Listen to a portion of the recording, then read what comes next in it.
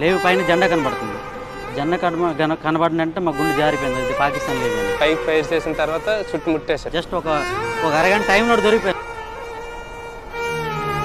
ఇంటి పెద్ద దిక్కులేరు, అతనే దొరికొచ్చిన పిల్లలు సార్. ఒక ఫ్యామిలీకి సంబంధించిన అందరూ దొరికిపోయారు. మేము చాలా నరకయాతన పడ్డాం. పనులు దొరక్క వలసపోతా ఉన్న పరిస్థితులు, 8,000 రూపాయలు 10,000 రూపాయల జీతాల కోసం ఏకంగా గుజరాత్ దాకా పోవాల్సిన పరిస్థితులు కనిపిస్తాయి. Welcome back to my channel. ఈ రోజు మనం మాట్లాడుకోబోయే టాపిక్ వచ్చేసి లేటెస్ట్ గా రిలీజ్ అయిన తాండేల్ మూవీ. ఈ తాండేల్ మూవీ ఒక రియల్ లైఫ్ ఇన్సిడెంట్ బేస్ చేసుకుని తీసిన మూవీ అని ఎంతమంది తెలుసు? ఇలా రియల్ లైఫ్ ఇన్సిడెంట్ బేస్ చేసుకుని తీసిన మూవీ అయితే అసలు తాండేల్ అంటే ఏంటి, ఆ 22 మంది కుటుంబ సభ్యుల పట్ల బాధలు ఏంటి, వాళ్ళు ఎంత కష్టపడితే జైల్లో నుంచి బయటకు వచ్చారు అన్న విషయాల గురించి మనం మాట్లాడబోతున్నాం. ఇక మొదలెడదామా? ఇక మనం కంటెంట్ లోకి వెళ్తే అసలు ఈ తాండేల్ అంటే ఏంటి? ఈ తాండేల్ అనే పదం గుజరాత్ నుంచి వచ్చింది. తాండేల్ అనే పదానికి అర్థం ఏంటంటే బోట్ నాయకుడు అని. అంటే బోట్ నడిపేవాడిని తాండేల్ అంటారు.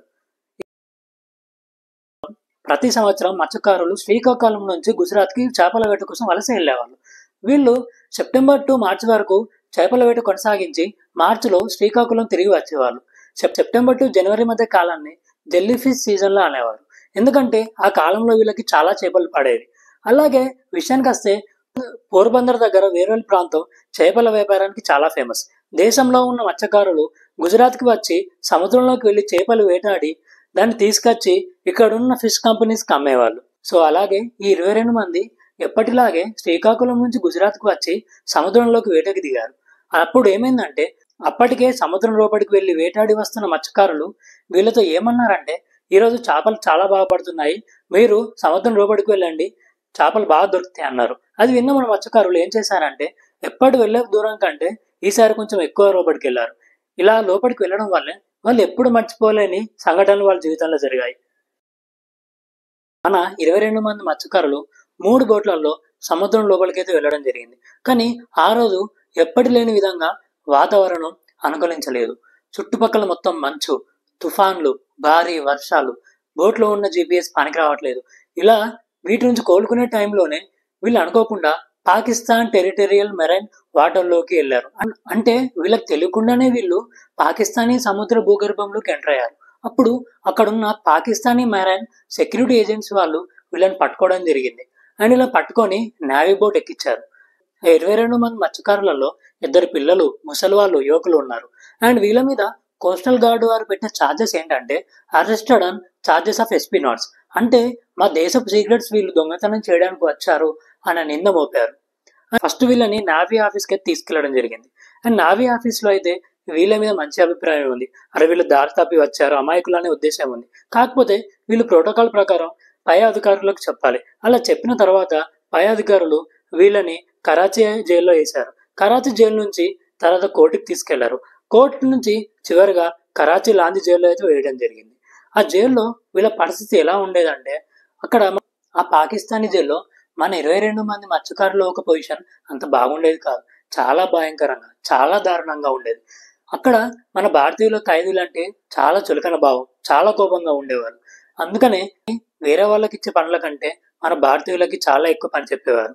ఏం పని చెప్పినా చేయాల్సిందే. ఒకవేళ నువ్వు చేయకపోతే మెడ విరిగినట్టుగా కొట్టేవాళ్ళు. అంత భయంకరంగా ఉండేది మన వాళ్ళ పొజిషన్.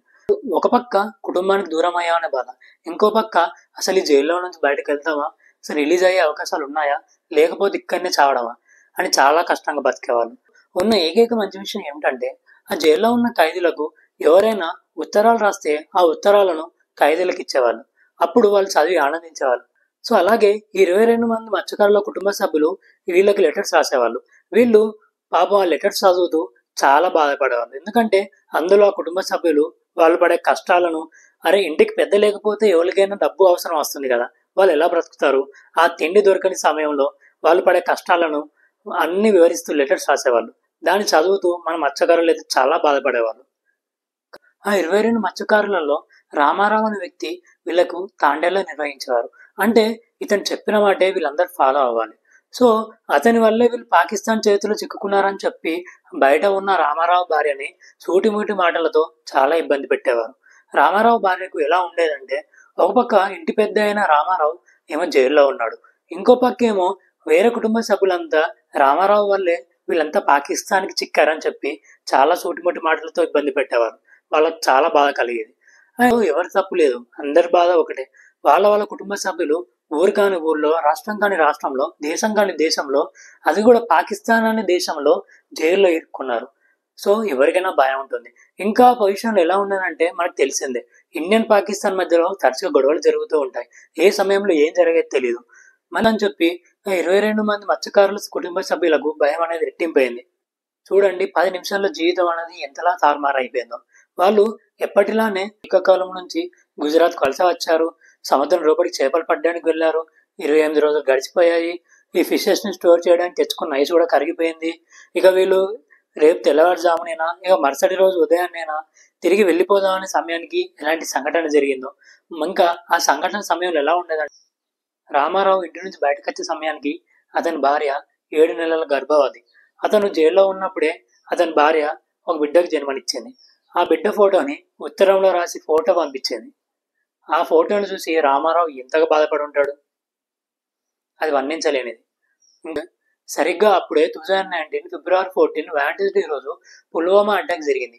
ఆ అటాక్ లో మన 40 మంది సిఆర్పిఎఫ్ సిబ్బందులు బ్లాస్ట్ లో చనిపోవడం జరిగింది. ఈ టెర్రరిస్టులు కార్ బ్లాస్ట్ చేసి మన 40 మంది సిఆర్పిఎఫ్ సిబ్బందులు అయితే చంపేయడం జరిగింది.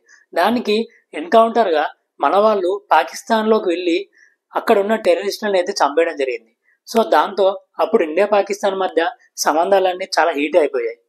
దాంతో అప్పటి వరకు ఉన్న ఈ లెటర్స్ యొక్క సౌకర్యాన్ని కూడా పాకిస్తాన్ వాళ్ళైతే నిలిపివేయడం జరిగింది. దాంతో అక్కడ వాళ్ళ కుటుంబ సభ్యులు ఎలా ఉన్నారో, వాళ్ళు బ్రతుకున్నారో చచ్చున్నారో తెలియక వాళ్ళ కుటుంబ సభ్యులైతే చాలా నరకాతన పడేవారు. ఈ 22 మంది మత్స్యకారుల కుటుంబ సభ్యులు అప్పటి అధికారంలో ఉన్న తెలుగుదేశం పార్టీ యొక్క ఎంపీ అయిన రామ్మోహన్ రావు గారిని కలిసి వాళ్ళ బాధను చెప్పుకోవడం జరిగింది. అప్పుడు ఆయన మినిస్ట్రీ ఆఫ్ ఫారిన్ అఫైర్స్ పదవిలో ఉన్న సుష్మా స్వరాజ్ గారిని కలిసి అయితే వీళ్ళ యొక్క ఇబ్బందులను తెలియజేయడం జరిగింది. తర్వాత ఆ తెలుగుదేశం పార్టీ వారు ఈ 22 మంది కుటుంబ సభ్యులకైతే ఆర్థిక సాయం చేయడం జరిగింది. అలాగే అప్పటి మత్స్యకారుల మినిస్ట్రీ అయిన జానకి రామారావు గారు కూడా తనకి దోచిన సాయం చేశారు. అలాగే అధికారంలోకి వచ్చిన వైఆర్సీపీ వాళ్ళని కూడా కలిసి వాళ్ళ ఒక బాధనైతే చెప్పుకోవడం జరిగింది. తర్వాత 22 మంది కుటుంబ సభ్యులు ఎక్కడ ఏ పార్టీ మీటింగ్ జరిగినా సరే అక్కడికి వెళ్ళి వీళ్ళ ఒక బాధను చెప్పుకునేవారు.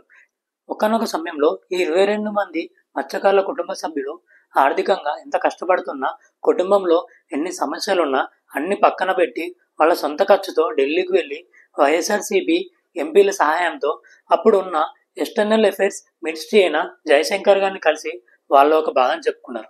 మరి ఈ మహిళలు జయశంకర్ గారితో వారి బాధలను ఎలా చెప్పారు? జయశంకర్ సార్కి ఏమో తెలుగు రాదు, వాళ్ళకేమో ఇంగ్లీష్ రాదు. ఎలా అంటారా? వాళ్ళ ఒక కన్నెటి భాషతో వాళ్ళ మనసులో ఉన్న బాధను కన్నీళ్లతో జయశంకర్ సార్ గారికి చెప్పడం జరిగింది. జయశంకర్ సార్ గారు వాళ్ళ ఒక బాధను అర్థం చేసుకొని నేను ఈ సంక్రాంతిలోపు వాళ్ళను విడిపిస్తానని మాట ఇచ్చారు. అదే విధంగా చేయి చూపించారు. అదే సమయంలో జగన్ గారు పాదయాత్ర సందర్భంగా ఈ మచ్చల మండలంకి అయితే రావడం జరిగింది. అప్పుడు ఈయన దృష్టికి 22 మంది మత్స్యకారుల సమస్యను అయితే తీసుకురావడం జరిగింది. అప్పుడు ఆయనే జగన్ గారు వీళ్ళతో వైఎస్ఆర్సీపీ పార్టీ అధికారంలోకి రాగానే ఈ 22 మంది మత్స్యకారులను ఎలాగైనా బయటకు తీసుకొస్తానని మాట ఇచ్చారు. అదేవిధంగా వైఎస్ఆర్సీపీ పార్టీ ఎప్పుడైతే అధికారంలోకి వచ్చిందో అప్పుడు ఆ పార్టీ ఎంపీ అయిన విజయసాయిరెడ్డి గారితో కలిసి అప్పటి ఎక్స్టర్నల్ అఫైర్స్ మినిస్టర్ అయిన జయశంకర్ గారికి ఎన్నో లెటర్స్ రాసి మొత్తానికి 22 మంది మత్స్యకారులను అయితే 2020 జనవరి 6 రోజున అయితే పాకిస్తాన్ నుంచి తీసుకురావడం జరిగింది. ఎలా అంటే as a part of prisoners exchange programme ద్వారా ఈ 22 మంది మత్స్యకారులను అయితే విడుదల చేయడం జరిగింది.